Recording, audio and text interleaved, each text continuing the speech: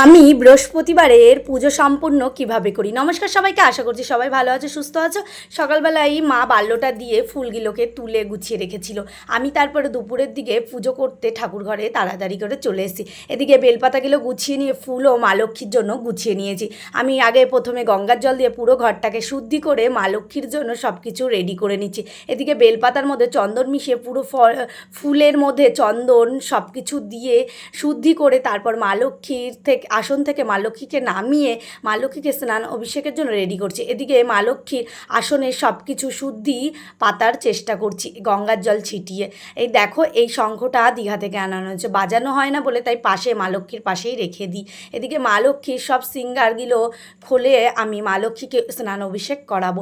মা লক্ষ্মীর বিগ্রহকে কিন্তু আমি এখানে পরিষ্কার করার জন্য বেসন আর হলুদ মিশিয়েছি। চাইলে তোমরা গঙ্গার মাটি, টক দইও ব্যবহার করতে পারো। তেঁতুল বা কেমিক্যালযুক্ত কোনো কিছু ব্যবহার করো না।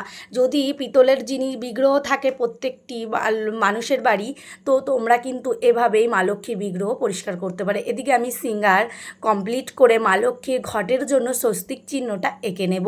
আমি কিন্তু ঘটের মধ্যে জল দিয়ে কাঁচা টাকা, আমলকি, হত্তকি, তারপর সুপারি এগুলো দিই। অনেকে কলা বা পান দেয়। কলা আর পান দিলে এক সপ্তাহ থাকে না, কারণ পোকামাকড় ওরা শুরু করে, ওই কারণে দিই না। তারপর ঘটের নিচে পাতার জন্য এখানে ধান, তিল, বেলপাতা, দুব্ব দিয়ে ঘরটাকে পেতে মা লক্ষ্মীর সামনে দিয়েছি।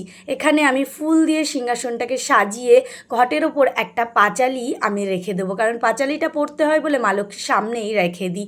এখানে আমি ফুল দিয়ে শৃঙ্গার করিয়ে নেব মা লক্ষ্মীকে, কারণ ফুলের শৃঙ্গার সব থেকে সুন্দর লাগে। তারপর মা লক্ষ্মীকে ভোগ দিয়ে পাঁচালি পরে আমার পুজো সম্পূর্ণ করব।